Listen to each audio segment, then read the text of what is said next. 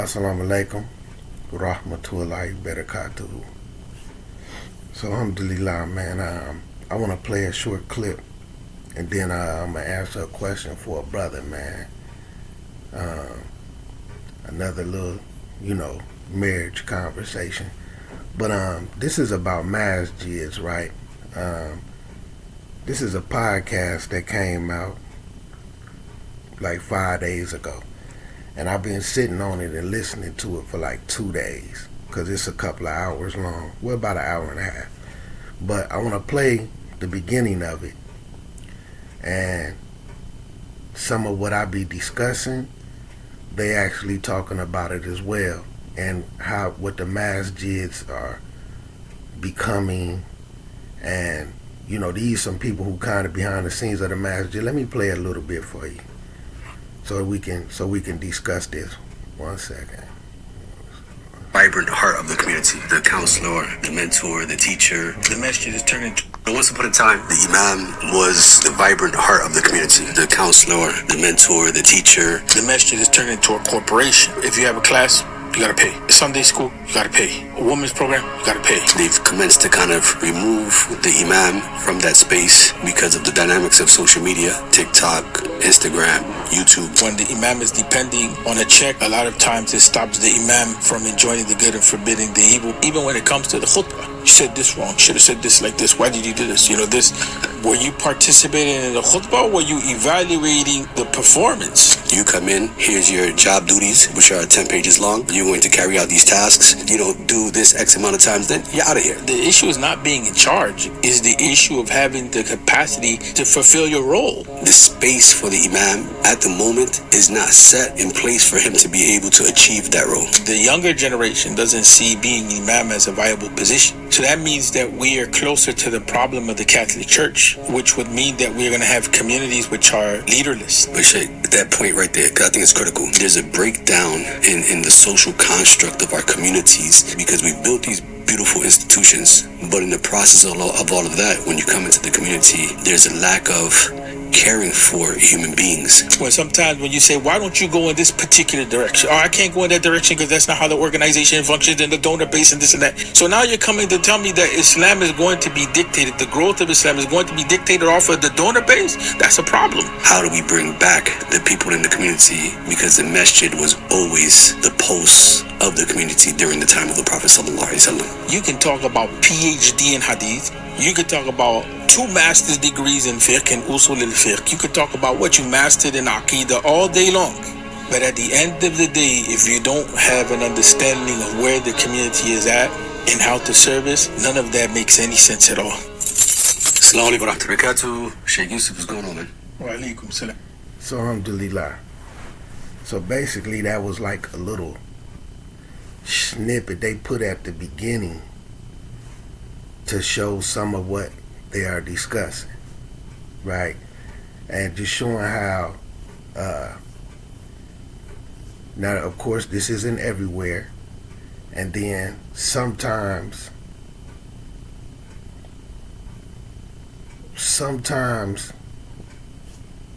us Muslims don't even know if we're in a bad community or not, right? We don't have the knowledge or the understanding and of how we supposed to carry it. Like if we on bid'ah, we partaking, we just don't be knowing, and we don't know the dynamics of the community or the board or how the masjid is being ran. So sometimes we just don't know. But of course this isn't everywhere. But like how I was having discussions saying, some of these, I'm just going to use the term a lot.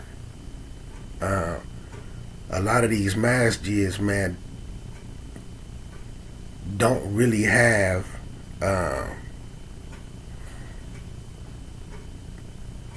because let me be careful with my words, because a lot of the masjids that don't have any classes, or if they do have some type of classes, the person who's teaching them hasn't been evaluated. As in, they might be teaching something, but if they was put in that, let's say they want to teach, so this will make sense. Let's say they want to teach fiqh, okay? The masjid is going to put you in a position to be the person who taught fiqh. Okay, I'm going to teach fiqh. So then they may just find a book about fiqh and be like, I'm going to teach this, but then try to read it. But that same book about fiqh, if they went and got in a real classroom with a teacher, they wouldn't pass the class. Right? We just speaking in reality, not in being insulting. And you starting to see a lot of people who in imam positions that's studied, that's qualified. You will see a lot of them speaking out about how the board and the masjids that's hiring them is affecting them doing the job of being the actual imam and leading the community towards Islam. So sometimes some of these, like they speak about the politics, and dude during this, he said something very beautiful, and he said like right now, a lot of the masjids is trying to build communities without knowledge, and they trying to figure out how to turn them into corporations. Like, and this is stuff you've been hearing me saying. They want to set it up as a non-profit organization for tax purposes and grants, but at the same time try to figure out how to profit off of it. Like, how can I live off of the masjid, and how can we do this, and then how can we take the money from the donors and buy this and flip the money, you know what I'm saying, as opposed to teaching the community proper Islam. Okay? And a lot of these places, and if you really don't know, you'll just walk into the masjid and it might not have no classes, or the person who trying to teach shouldn't be teaching, but the masjid is such a dire, it's so lowly that they just grasping at straws. So you might go in, and then the person who you see on the minbar, who giving a khutbah, whether he's a foreigner, you know, Indian, Arab, or African, or African American, you might not know what's to them. You know, it might just be somebody who, like I say, things I've seen with my own eyes, they just gave this person a book. You just stand up here and read this from the book. Or, you know, it was a masjid I used to attend, and one day I was listening to the khutbah, and I was like, man, dude actually did pretty good this week. To where, wallahi, to the point where I was shocked. So I was saying to another brother, like, man, dude kind of got down today. You know, I ain't never heard him sound that good before. So wallahi, the brother said, look, come here. So they didn't have a minbar at the time, they had a podium. And when we walked up to the podium, he was like, look, he was reading from this book. So he had a book, not on top of the podium, it was a shelf right up under it, where he had the book propped up, and he could read from the book. That's alhamdulillah, man, people doing what they can. There's nothing wrong with that. But when I started to look at the khutbah, he really literally read it from word for word.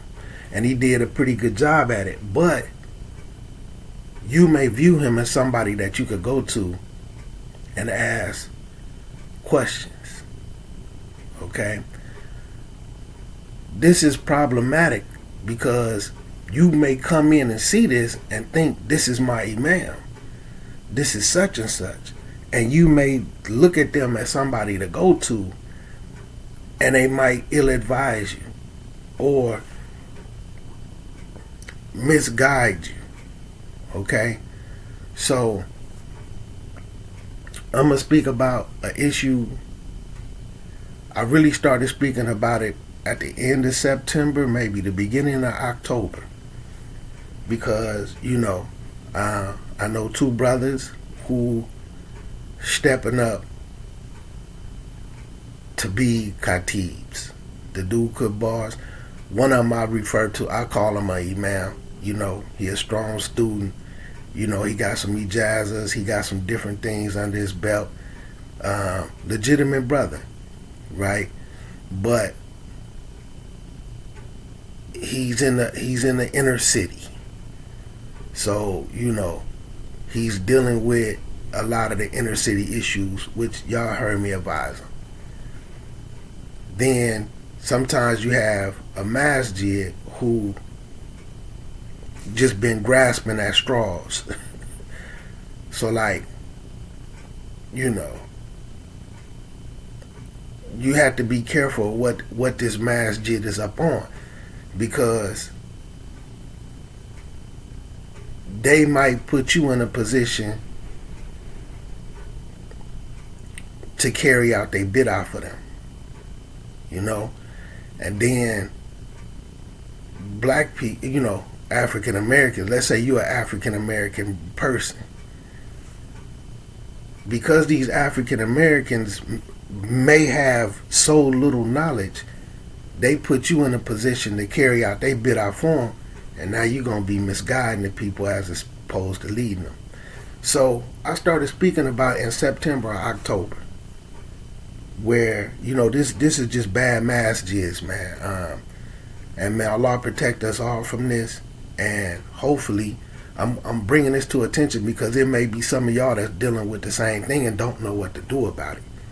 So we have a time change, and the people who watch my videos, they may remember me discussing this, where I was saying when I went to a particular masjid, and they do it every year, when the time change, Asr changes. Like when we spring, what they call it, daylight savings time. So when the time go back in the time, you know, that. So when I was saying late September, early October, that with this masjid, they really start giving a khutbah around 2 o'clock. Now when time change, this is going to be an issue. And when I used to attend this particular masjid, even when they moved to a different building and went back through all of what they went through, almost every year we used to have to talk to them about they still having Jumar service when Asr comes in. Okay. Now, some people may think this is a good thing. So I'm speaking on it because, you know, one of the brothers is going to step up and start giving the khutbahs, as y'all can see in the short. For anybody who's seen it, I went up there to support him yesterday. Okay?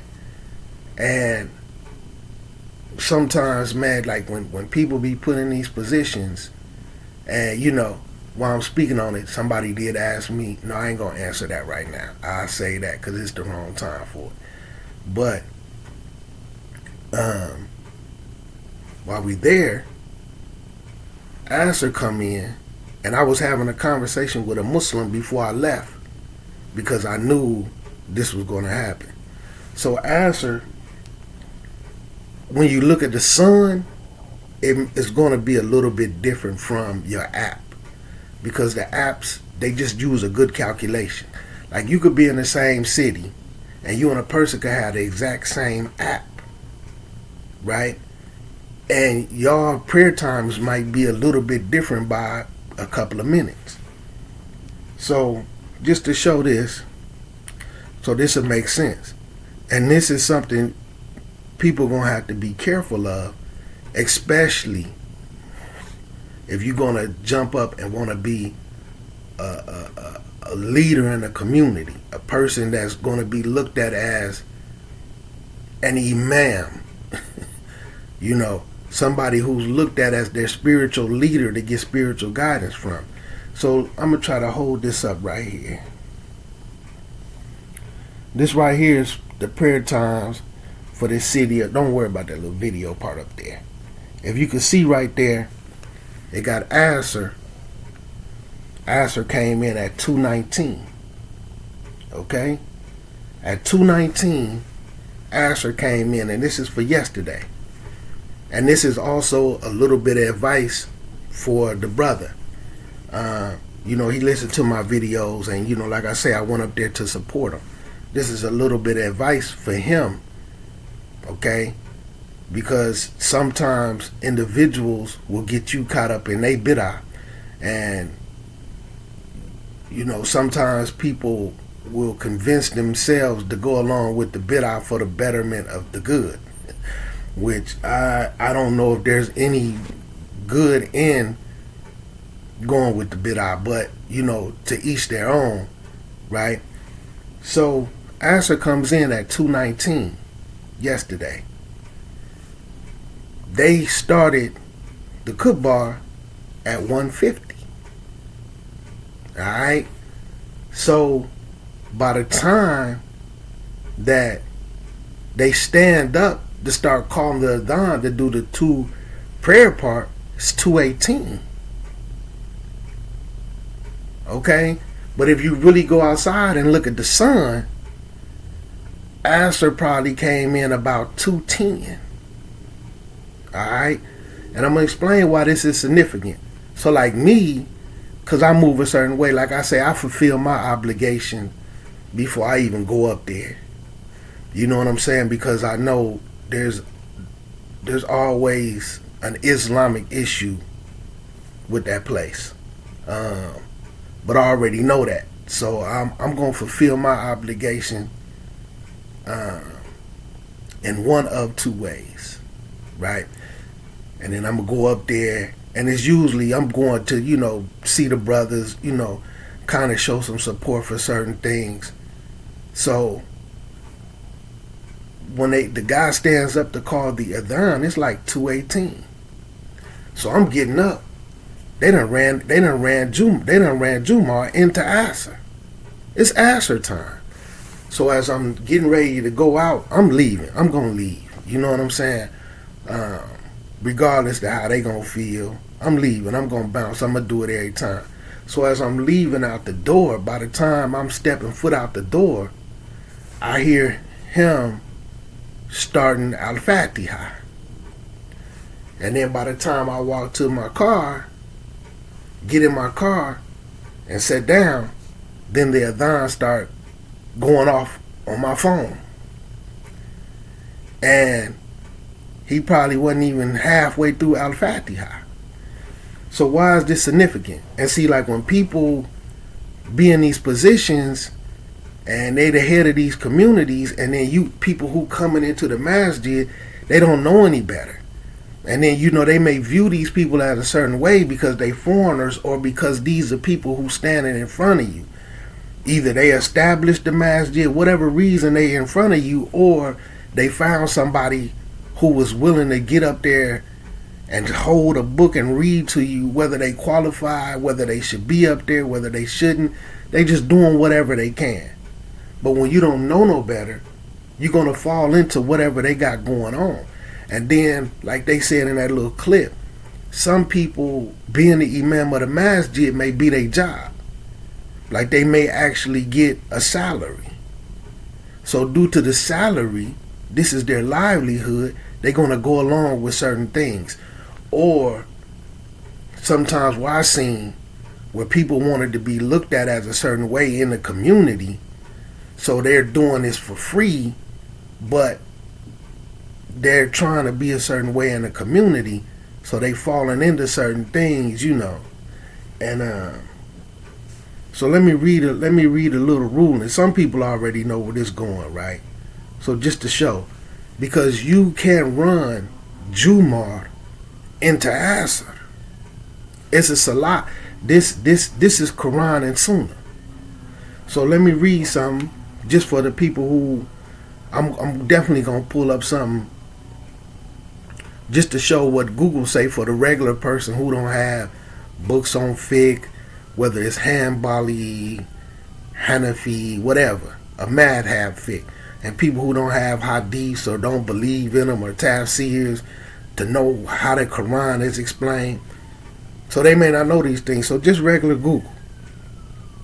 It says, if Jumu'ah prayer is still going when the time for answer prayer begins. Hold on, let me show that so nobody think I'm just making up something, right? Because a lot of people think that I need to make up something just to say something to them in a video, as bold as I am when I just say something to them, right? So I want to show that. So it says the Jumu'ah prayer is invalid. Let me start it again.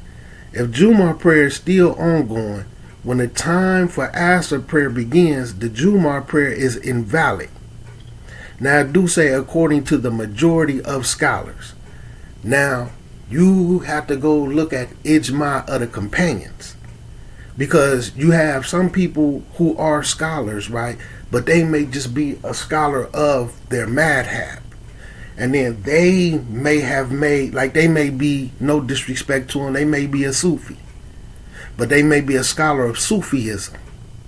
They may be a scholar of Shiaism, or one of these groups that has some of their own ways. So they might have an opinion that it doesn't matter. So when they say majority of the scholars, you have to know how to look at it and see how did they take a poll to see how many scholars agree and how many don't. You have to know all of that to know how I go. So the prayer, it continues, the prayer must be performed entirely within its prescribed time, which is generally considered to be the same as the time for Dhuhr prayer, from the solar noon until the time for Asr begins, right? So look right here, it says, what do you do in this situation? It's advising the people. 1, stop the Jumu'ah prayer. Okay? Or if you realize this during the prayer, you should leave the congregation. Okay? Then it says, then pray Dhuhr prayer 4 rakats at home or in another suitable place immediately. Okay? And then it also says, find another mosque for future Jumu'ah prayers to attend that observe the correct timing to ensure that your prayer is valid. Now,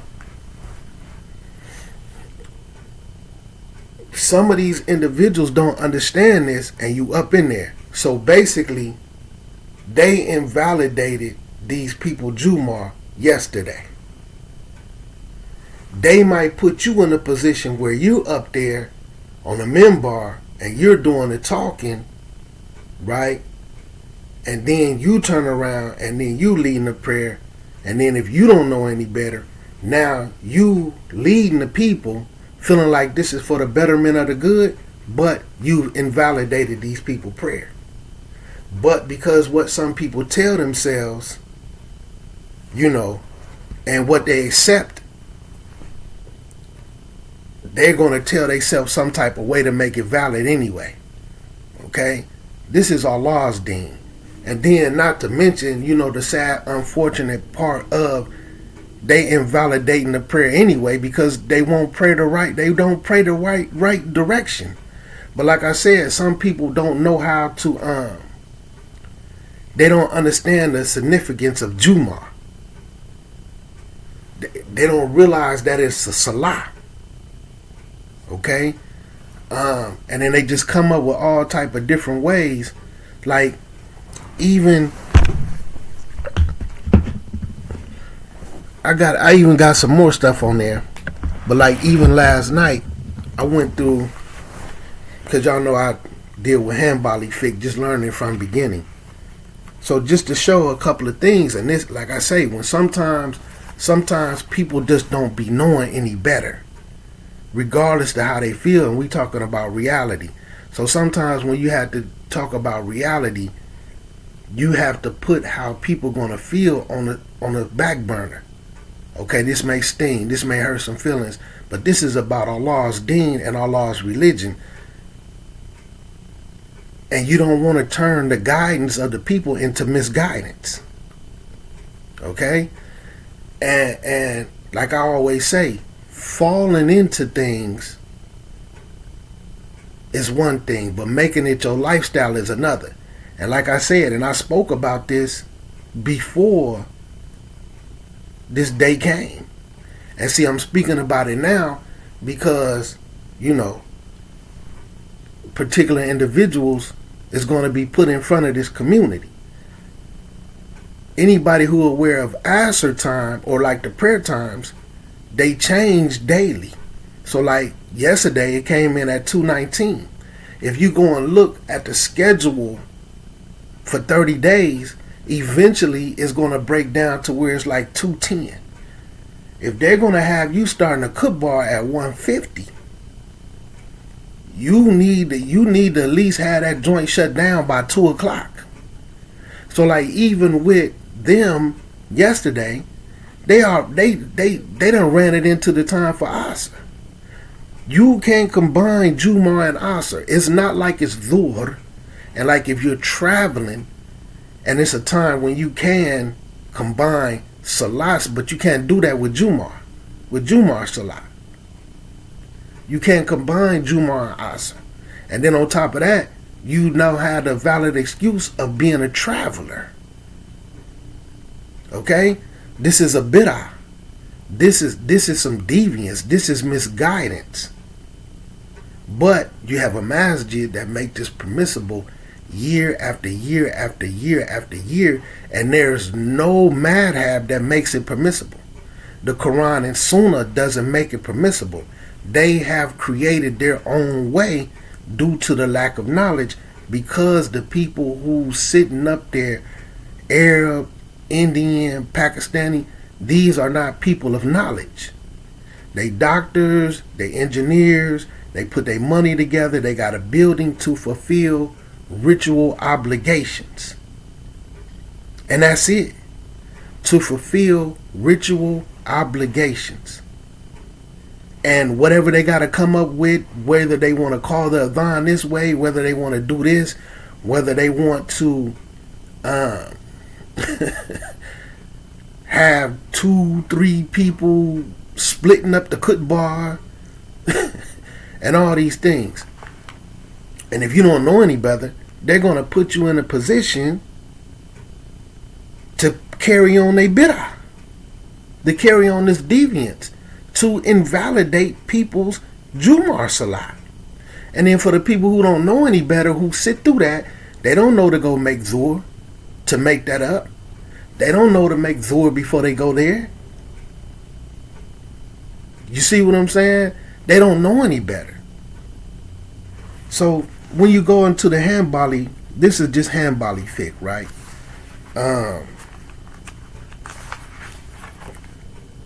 And this is just your regular primer. Hold on. Let me come into your thing for Jumu'ah. Right? And I went through and looked at it, and I looked at several books last night, because I was going to do this talk before Fajr, but I ended up falling asleep. I wanted to do this like around, maybe I had intentions on doing it like 4 in the morning, but I ended up taking a little light nap or whatever. So, hold on, Daki, let me pull up the page, because I don't want to keep wasting time. Daki.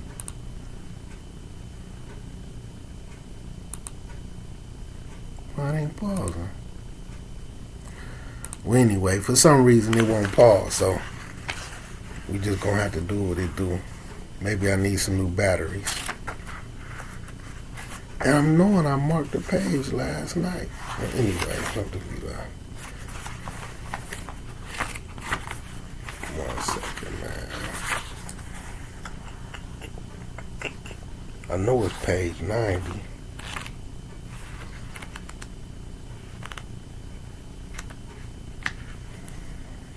Okay, so with Jumu'ah prayer, and I'm going to hold it up because the Arabic and everything is in it, but they also translate it, So with Jumu'ah prayer, there are 4 conditions for Jumu'ah. So this is to make it valid, to make it legitimate, right? And see, sometimes people will say to me, I need your help. I want to make sure I'm doing this the legal way, in accordance with Sharia. But then when you tell them, they don't want to hear it, because it might go against what they doing. Now that you know the legal way, now you in a position with Allah Azza wa Jal. What are you going to do now? Are you going to start to be legal, or continue to do it illegally? You understand? And that's why I be advising people, man, you got to be careful. And I'm going to answer this question right at this point, where a brother asked me, why, when the day going to come when you start getting up there, when you going to do this and that? This is an opportunity that I could have started in 2014, 2015. They couldn't even pay me to get up there. Okay? They couldn't even give me $100,000 a year, $150,000 a year to get up there. Wallahi, I would turn it down. Okay? They said, look, we'll pay all your bills and give you $2,000, $3,000 a month just to give the cook bars and to do this and come do this up there. Wallahi, I would turn it down. But that's just me. Now I go in there and teach a class or sit in a class and help, be an assistant. I'll do that for free. But they couldn't even pay me money. Wallahi. They couldn't even pay me money to do it. You understand? So one of the conditions is this, and that's just me answering what the brother had asked me, right? I didn't want to answer it, but I just went ahead and did it. So look, one is the time. The time for Jumu'ah, right, is from the time of Duha prayer until the end of the Zuhr prayer time. Once that time has been missed, once Asr came in, that prayer has been missed. This isn't Dhuhr, it's Jumu'ah Salah. This is an invalidator of the Salah. Right? Another invalidator. Look at this right here, right? Well, this is a condition. Some people won't consider it to be a validator. But the one who's given the khutbah, the khatib, is the one that's supposed to lead the Jumu'ah prayer. Now, if it's a condition where they can't recite and this and that, which, like I say, if you can't recite good and the person recite better, you shouldn't even be given the khutbah. But you may have where they have somebody get a khutbah, and then they get down, they have somebody else lead the prayer, but there's like no condition. They could lead it themselves. You know what I'm saying? Like there had to be some valid conditions. These is conditions of Jumu'ah prayer. You may be in a masjid and watch them violate this, but you might not know any better. And then they might put you in a position, you get up there and talk, and then somebody else is going to lead the prayer. Well, why the other person can't lead the prayer? Sometimes people need to ask, why is that? You got me giving the khutbah, why I can't lead the prayer? And some people probably not ready for that answer in reality. So, one, you could be praying the wrong direction to start off with. Then two, they could put you in a position you're already praying the wrong direction. Like no doubt about it. Two, now you invalidating people Jumu'ah on another level because y'all running it into Asr. And then if they not careful, it's going to get worse. And I spoke, like I said, wallahi, I talked about this a couple of months ago. Because when I was in there seeing how late they start, when I was explaining, I could take care of my obligation. They start so late, then I can go up there and sit and listen to them. And then get up out of there when I'm done listening to the khutbah. But when the time changes, this is going to be an issue. And it's only going to get earlier. So in the next couple of weeks, Asr is going to be coming in at like 2:15, 2:13, right? And they're gonna be starting the khutbah at 1:50, 2 o'clock. Huh? What people of knowledge is gonna do this? And then if some people don't know any better, they're gonna be the ones up there being the leader of these invalidations. Who Allah Azza wa Jal gonna hold accountable for that? Who gonna be held accountable for that? And then a person like me who gonna sit down and say, look, this is how I go, y'all can't do this, and this, I'm gonna be the problem. I'm gonna be the party pooper. You know, oh, we can't find that in the Quran. But you can. Y'all just don't know how. You see what I'm saying? Oh, well, the community voted. First of all, not only is y'all not scholars, y'all not even students. So there's no Sharia-based ijma on y'all as a community taking an un-Islamic vote. This is Allah's deen. So then another one, as you come into it,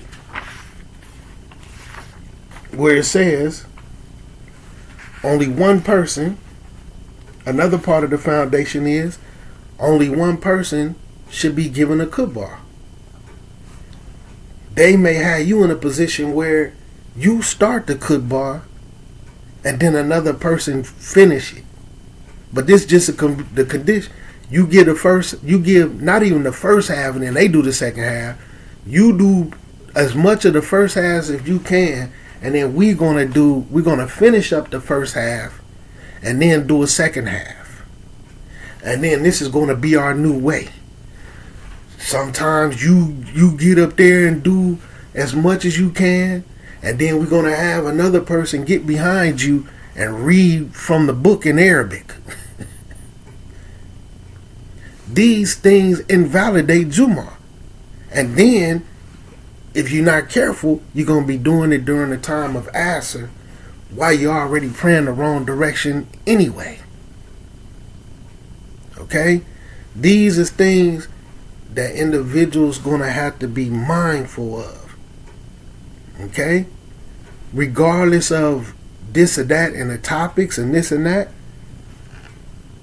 people going to have to be careful and understand what it is that they done stepped their foot in.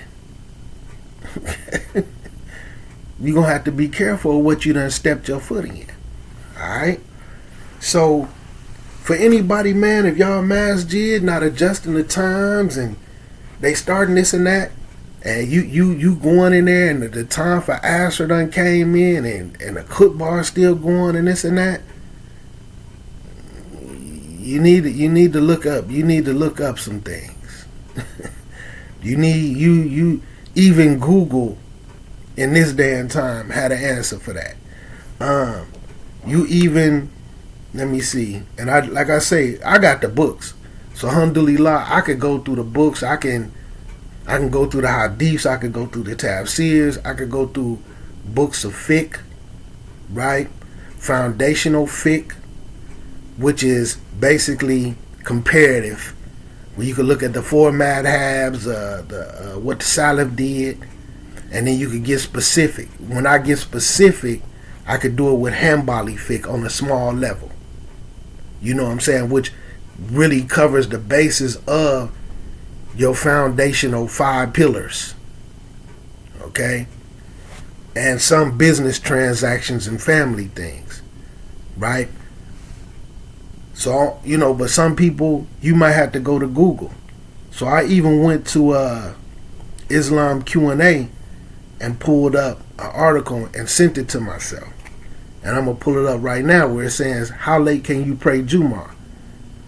In our country, there's a mosque where they delay Jummah prayer until almost the time of Asr. Is it permissible to pray Jummah in this mosque? Now what they say, it's permissible to delay Jummah prayer until close to the time for Asr in such a way that the khutbah and the prayer will be completely done before Asr begins. But if there is more than one Jumar in the town, it is better to pray with those who pray Jumar when the time for it begins. When the time for it begins. Okay? It's always better because for the ones who know the hadith that's tied to the Quran ayats, one of the dearest deeds, one of the best deeds that you could do with Allah is to pray the salat when it comes in. When it comes in. So like, if you look right now, let me pull that back up to show y'all, just to give an example. And like I said, man, this is only advice. This is something that a brother should do. So like right now, here go a whole schedule for a month worth of the prayers. You can see down in November 30th, 2:13. And this is just their calculation. You might look outside and look at the sun. It could be earlier. Right? But, so next Friday, 2:15 is when Asr come in. But what I want y'all to see is Dhuhr, yesterday, Dhuhr came in at 11:40. 11:40 is the time that Dhuhr came in. Your permissible time to start Jumar. 11:40, and they start Jumar at 1:50. That's 2 hours. 11:40 to 12:40, that's 1 hour. Okay? 1:40, that's 2 hours. The time for Jumar come in at 11:40. They start Jumar at 1:50. Asr come in at 2:19. And they start Jumar Salat at 1:50. Now, like I say, for some people, what's the problem? Oh, you just point out issues. There's a major problem in that. Now, if 11:40, because people have lunch breaks and this and that, so they may, cool, we're going to delay it to 12:40 then. Or we're going to at least start at 1 o'clock. 1:50? 1:50? And run it straight into Asr? This is problematic. This invalidates Jumar Salat. And then the people who standing up there in the back, they just don't know any better. Even the person who's sitting up there, one or two people who going through, who giving a khutbah, who's being the spiritual leaders of the community, they don't even know. And unfortunately, a lot of masjids is like this. So let's say, for the sake of argument, one person, the person who get a khutbah is also should be the person who leads the prayer. Unless it's some extremely special circumstances that changes that. They got to be extremely special. And this can't be a every Jumar thing for years. Another condition, one person is to give the khutbah. So imagine they have one person start the khutbah. Then another person comes in and finishes his khutbah, and then do the second khutbah, and then get down, and then another person steps in and lead the salat. And which, like I say, I don't know who voice I was hearing. I don't know who was leading it. I was gone. How much Islam is y'all gonna create? How How much of your own way is y'all gonna create and say we guiding the Muslims? And then when somebody comes along and try to show people real Islam and what it take, they can't accept it because this is what they seeing in their masjid. This is what they seeing in their masjid. Oh, well, the masjid do this. Oh, well, the masjid do that. Okay, go ask them for proof that you could do it.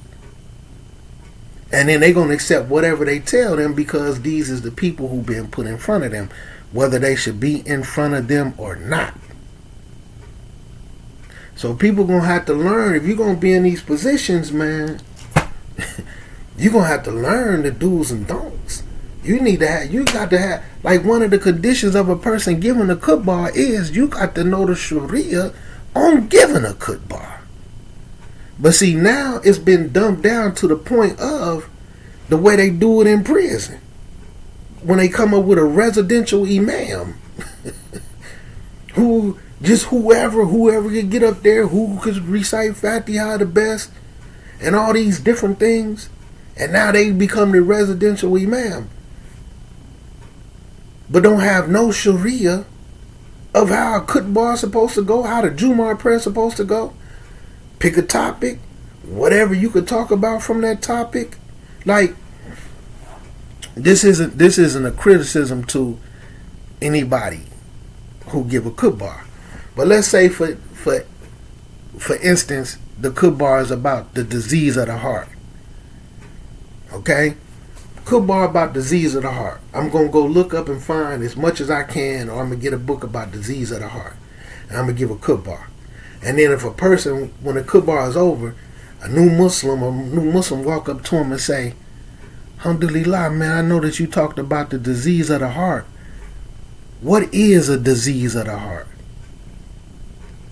And then they can't tell you. Is there one disease? Is there a couple of things? If I go look up in the Quran, what do they describe as a disease in the heart? And then they might have to make up some. Oh, well, the disease in the heart is a bad Muslim. It's when you're a hypocrite. No, that's you understand. But the khutbah may be about the disease of the heart, and it may be 3 people giving a khutbah. But if you say what exactly is that disease, they can't tell you. This is problematic. But when people doing what they can, you just it's alhamdulillah, okay, people doing what they can. But when I see people who gonna step into these positions and I know the dangers of it, I'm gonna sit up and warn them of the dangers. Especially if they say to me, I want to be able to do this legitimately, legally. Okay? I want to be a pillar. And although I'm sitting down saying, alhamdulillah, I don't know how it's going to be done without any misguidance and deviance and bid'ah, but I'm definitely going to applaud your effort. And hopefully, some people can be reached. But this is dangerous. So anyway, man, that's enough on that, man. But again, that's a general message. If you somewhere and y'all masjid is running Jumu'ah into Asr, you need to figure out what you need to do. If it's the only masjid that you have to go to, you need to figure out how to keep your stuff valid. 1, make dhuhr before you go, or make it up. Make up that dhuhr prayer when you leave. You got to keep your stuff acceptable with Allah Azza wa Jal. The simple fact that everybody in the masjid go along with it don't make it valid, man. The simple fact that this person is from India or Jordan or Syria or Saudi Arabia and he's doing it, that don't make it valid. Or this African American brother, he's cool with everybody in the community and people look up to him, may even want to be like him. But the simple fact that he doing it and leading it, that don't make it valid, man. That don't make it valid. So whatever your circumstances is, you need to figure it out quick. You need to figure it out quick. So with this brother, man, and I'm gonna try my best, man, to not really talk about marriage, man, because this is, and I'm speaking on it because this ties in as well to having a bad community, man, and not really having spiritual leaders, just people who figuring out how to fulfill the ritual of Jumar. How can we just get it over with and say we did Jumar?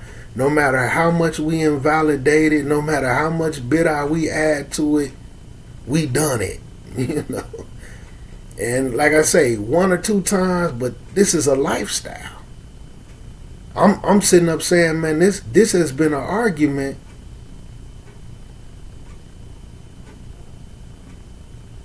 since like maybe 2012. Now, when we split and went back, we went to another masjid and didn't stop. Then when we split and went back to the old building, and we had, more of a little bit of a say so, it was like, all right, we not gonna fall into it. Alhamdulillah, Allah put me in a position all them years where I never fell into it. I always, alhamdulillah, I just knew better. So I did what I had to do. You know what I'm saying? But most people, man, you just trying to divide the ranks. Just coming up with weird stuff, man, because they just don't know any better. Why not just do the right thing, man? And these conversations been had with the administration years after year after years, and they're not going to change it. Hey, we pay the money. We're the rich people. We bought the building. We set up the board. We pay the bills. We're from overseas. We come from a Muslim, not if the country isn't Muslim, but a heavily populated area with Muslims in that country. We were born Muslims. We're 10th generation Muslims. We can trace our family back to the companions. We can trace our bloodline of Muslims all the way back to the companions. Yet you still over here making up your own religion after all of that? So with this marriage thing, man. So like for the brother, man, I'm going to put it this way. Sometimes, man, the killer of, and I did a talk on this, man. This is for male and female. Sometimes the killer of relationships is comparisons. It's comparison. So it's another brother, who has a particular sister who isn't as Islamic as he would like. But the problem is he's comparing her to his last wife. And then he's fallen into something very dangerous by saying to his wife, and I'm saying this because he's telling me and I'm trying to advise him. Well, in my last marriage, we went to Jumar together every Friday. Brother, this isn't your last marriage, man. She is not her. Me and my last wife, man, we would sit down and have dinner on one plate and share from the plate like the sunnah. These is the type of things that made the marriage pleasable for me. Brother, you can't do that. You can't do that. You understand? This is not her. Now, like I had to say, just reverse it. Imagine her saying to you, well, in my last marriage, this is how we did everything. This is how we do it. You know what I'm saying? Like, you can't turn her into that. And wallahi, man, it's comparison, man. You with somebody new, brother. I feel bad for some Muslims, man, because when they come into this marriage thing, we play Islamic marriage a little bit too contractual. You know what I'm saying? You do all of this, I do all of that. Like, to the point where people don't even know how to get together and just exist and enjoy their marriage. Kind of like when, see, alhamdulillah, man, I come from the era of relationships where, you know, I was just, you know, like some people who are a lot older, where they knew, they come from what they used to call courting, where it was a whole process where you court the girl, you meet the parents, y'all do this and try not to have no sex before marriage. And, you know, it was a flex on who can keep their relationship going the longest and nobody cheating on each other. These relationships was extremely genuine. You know what I'm saying? So I come from an era of the relationship era. You know, where people stayed together, you know, they just sat down and existed and was in relationships. Of course, I was in high school, and you know, you did certain things where you really just legitimately, y'all went to the movies to really watch a movie, not like, let me take him to the movies, let me take her to the movies because I'm trying to get some, or let me get him to take me to the movies so I can get to watch a movie for free. Let me, you know, you taking her to the out to eat, so cause y'all really going out to eat to enjoy each other. Not let me take her out to eat so cause I'm trying to get some, or let me find this goofy and get a free dinner out of him. So things transitioned to where relationship goals fell apart, and it just became a society of cheaters. Who can have the most women? Who can have, how many men can she play? They used to call them a two-timer. How long can you two-time this girl and get away with it? How long can you two-time this guy and get away with it? How many one-night stands can you have for the brother? How many one-night stands can the sister have? How much random sex? Who can have a girlfriend and try to take serious but have a girl on the side? Who can have a dude who feel like they serious but still be having sex on the side? This is what relationships came about. And then some of these people became Muslim, and they brought these characteristics into a marriage. So in Islam, they play it so contractual. Some people just come in and try to figure out how to be a role player. Like, they can't just be in a relationship and enjoy the relationship, and sometimes it become a power struggle. Who's going to control? Who's going to have the most say-so? Because some people didn't come from a relationship era, and then they had relationships that they was just trying to make work and just be together because they was benefiting from it. You know what I'm saying? Myself included. I've done it before myself when I didn't know any better. But for me, coming from a relationship era, I know how to be in a relationship like that where I'm not seeking a benefit. You see what I'm saying? Like the comparisons and trying to be a role player. Just be married, man, and enjoy y'all time together, man.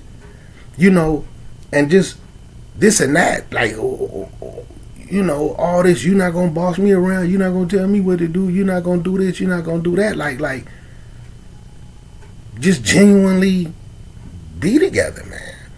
You not in a relationship with that other sister no more, man. And instead of trying to turn that relationship into that, maybe you should just go back and try to be with that sister, man. That sister may not just have the capability to be that way. I mean, you know what I'm saying? And that's why I'm saying, man, people need to prepare themselves for this new version of Muslim that's emerging. You know what I'm saying? It's just a strong. You just might have to. I mean, people just gonna have to prepare themselves. And comparison is the killer of relationships, man. Comparison and trying to be in control. And it was a sister that I was in a relationship with. Wallahi, this is a true story. And one time we just happened to come across each other, you know, and wallahi, they were saying to me how wallahi, this was some years ago. They was like, I'm finding it difficult to be able to get into a relationship and get married because you set the bar so high. Like I can't get anybody that was better than you or like close to what you was. So I'm having difficulty getting myself married. And you know, I listened to him. Of course, it ain't like it went to my head like, yeah, I'm tired now. You know, finding somebody like me should be extreme. Because I'm a basic, regular individual. But I really looked at that situation and was like, because you're doing too much comparing. You're not with me. You're with somebody else. Make that relationship your own. You can't be sitting around like, oh, well, I had the last guy I was with, he read a lot of books. You need to do a book reading because our relationship would be better if you did more book reading. I think I could like you more if you book read. You know what I'm saying? He was always in the masjids on the weekends and he spent his time in the masjid. You don't go to the masjid enough. You know, I feel a whole lot better about you if you did the masjid more. And that's probably why, you know, but she, you know, her having the issues and the thing like that's not a you problem though. That's not a you problem. You could have probably been in a good marriage had you not been trying to turn somebody into me or continue to compare somebody to me. You see what I'm saying? And now you done went from this person and this and whatever situation they had. I keep their situation private, but things that I know about. And you know, we could have a child together that's influenced by your movement. Like I'm trying to be careful with my words, but they could have possibly been in a beautiful situation had they not been keep on trying to compare. Oh well, you know, I was in this marriage for so many amount of years and it's all I know. But you're not with me. You know what I'm saying? You're not with me. What you gonna keep going and bumping into this person and end up just going in a big old circle trying to get somebody to be me? It's not gonna work out for you.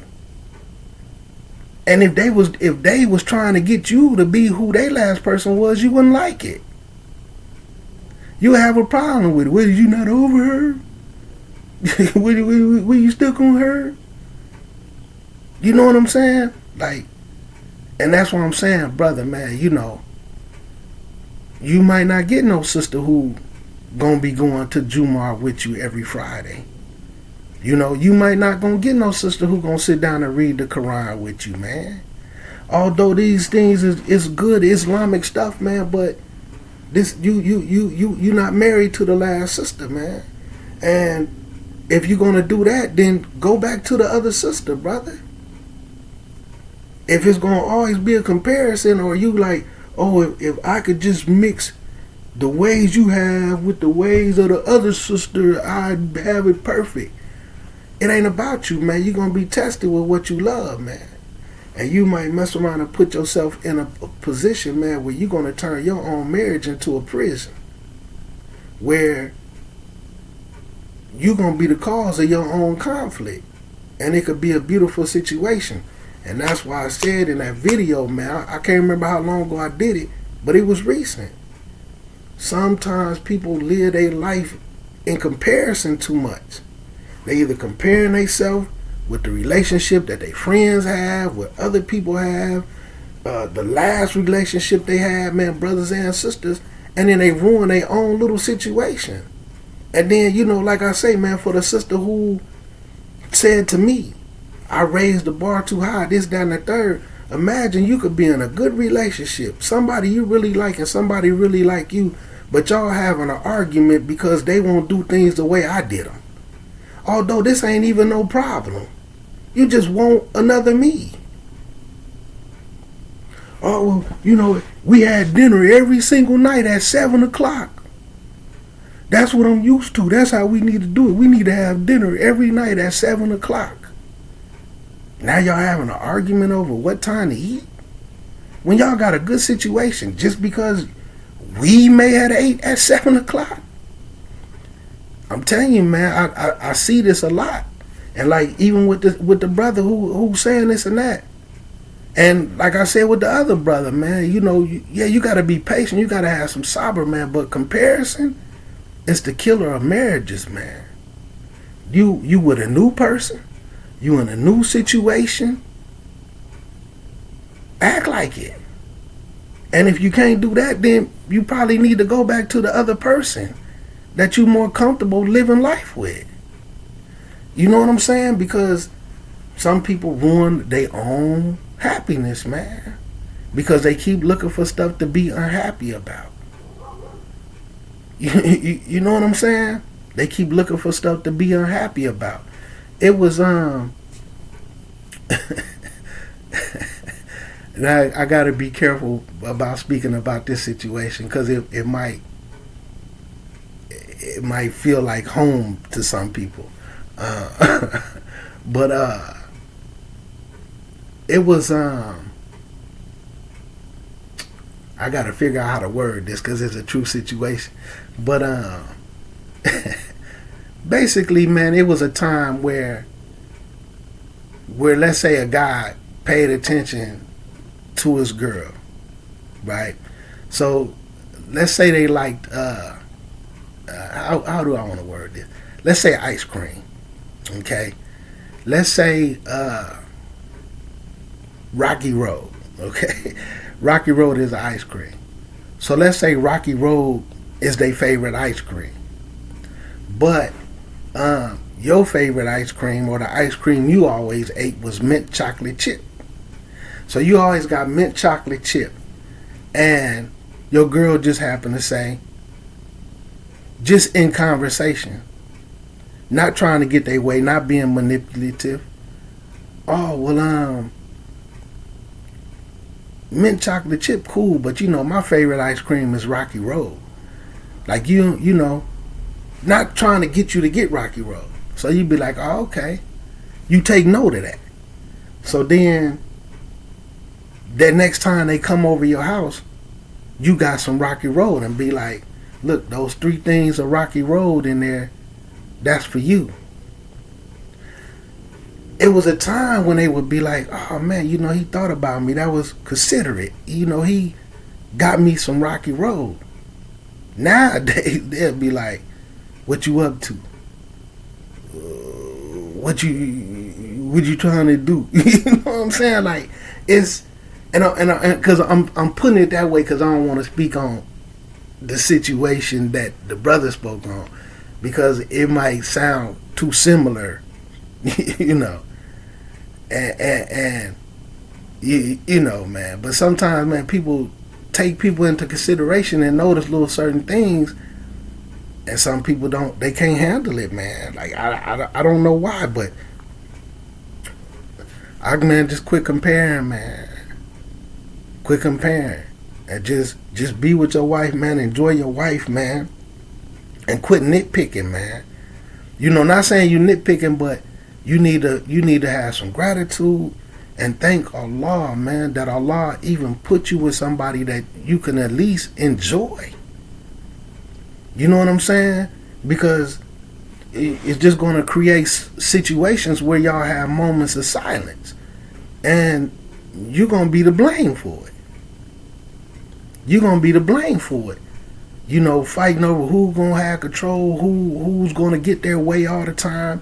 Just like, for instance, let's say, for instance, she might be into working out. And you may not be.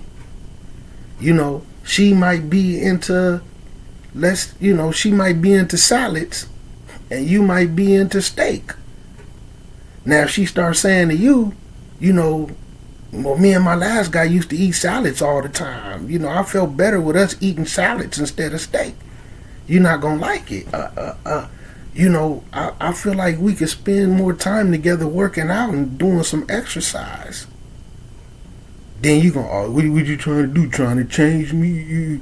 You trying to control? You don't like my looks now? You see what I'm saying? You just got to be careful, man. I'm telling you, man, them comparisons, man. I see comparison and control destroy more relationships than Islamic relationships than I care to discuss. And like I say, a lot of times, because people come from, they don't come from a real relationship era.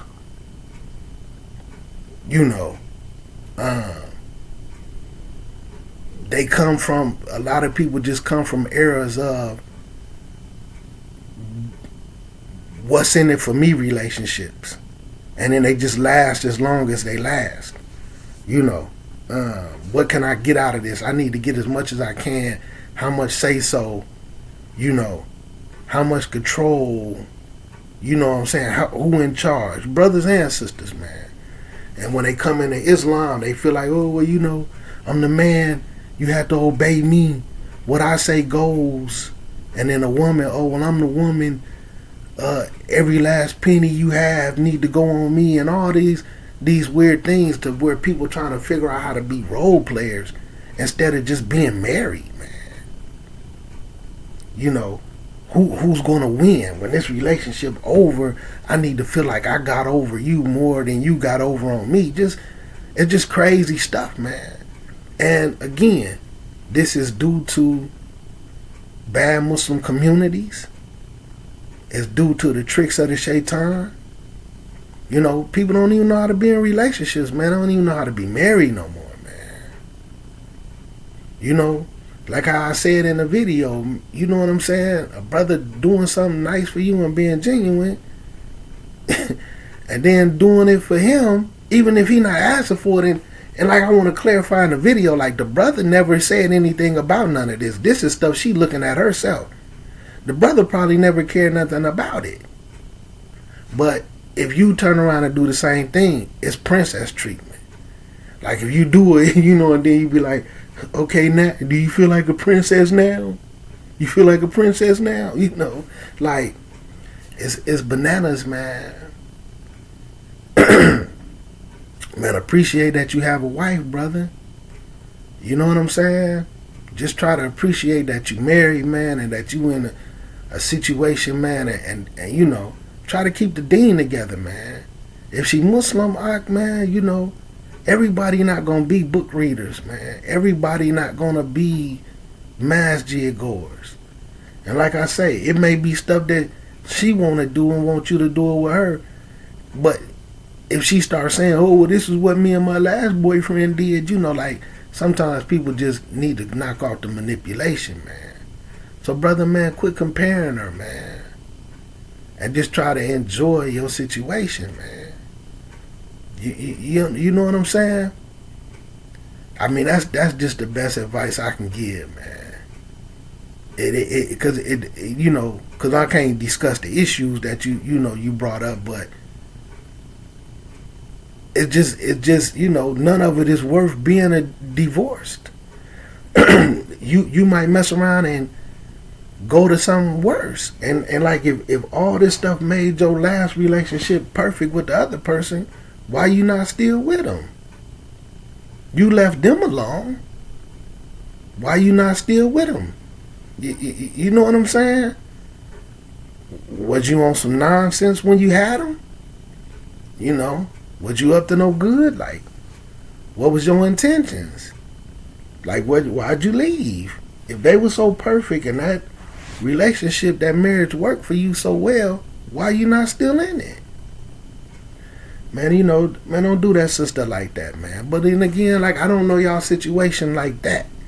I'm hearing your side of it.